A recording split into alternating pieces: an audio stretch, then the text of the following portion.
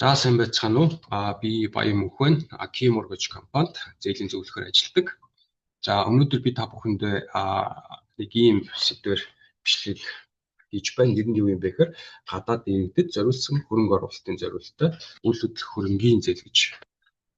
Зарим зээлдэгч нар бол яадаг юм бэ гэхээр гадаад иргэдэд бичиг баримтгүй заавал одоо юу гэдэг Америкийн нэгдсэн улсын иргэн биш, заавал одоо юу гэдэг ногоон карта байх ёстой гэсэн шаардлага тавихгүйгээр та хэрвээ аяллаа визтэй Америкт ирж очдог байвал Америкт хөрөнгө оруулалтын виз, хөрөнгө оруулалтын одоо төрлөөр зориулалтаар үйл хөдлөх хөрөнгийг авч болно. Үгүй бол хоёр дахь одоо гэргсэн тийм зориулалтаар авч болдог шүү.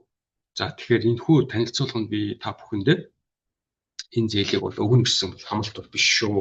Юу юм бэ гэхээр зээлийг та авахын тулд тодорхой хэмжээний лендрийн шаардлагыг хангасны үндсэн дээр зээлийг бол авдаг байгаа.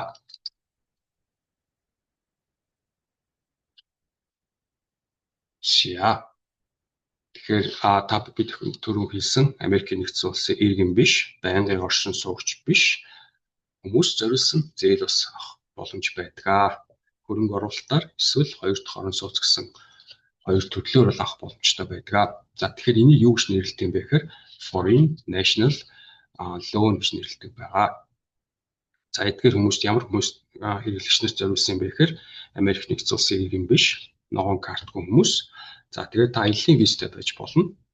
За мэдээж та татрын тайлан энд одоо гаргадаггүй байж болно. За тэгээд Америк хөрөнгө оруулалтын зориулалтаар л авч болно. Эсвэл хоёр дахь гэр буюу одоо ирж очиж байдаг тийм зориулалтаар бол авах боломжтой байдаг шүү.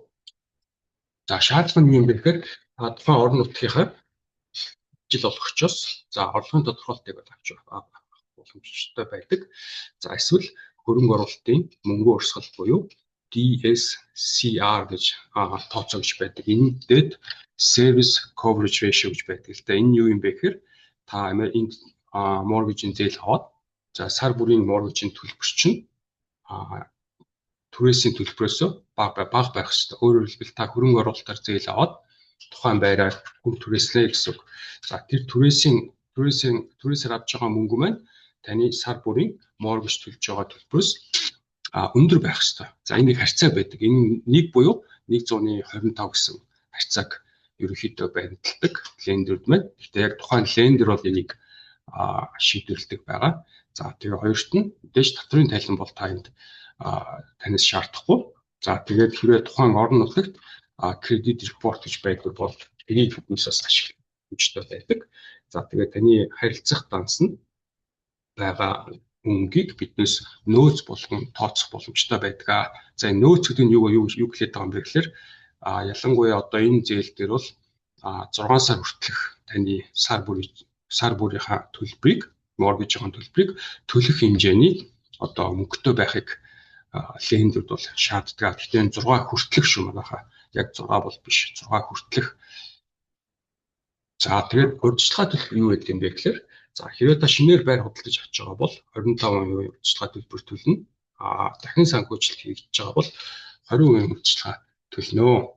За тэгэхээр ерөнхийдөө нэг иймэрхүү байгаа мэдээлэл өгөх. За тэгээд та бүхэн энэ талаар тодорхой хэмжээний мэдээлэл дэлгэрэнгүй мэдээлэл авахыг хүсвэл надтай холбогдоорой. Над руу имэйл бичиж болно. Нэг бол утсаар ярьж болно. Нэг бол миний одоо сошиал дээр байгаа пэйжүүд дээр comments дээр мэдээлэлүүдээ оруулаад ингээд холбогдох боломжтой шүү. За ингээд та бүхэнд өдрийг сайхан өнгөрүүлээрэй. Баярлалаа.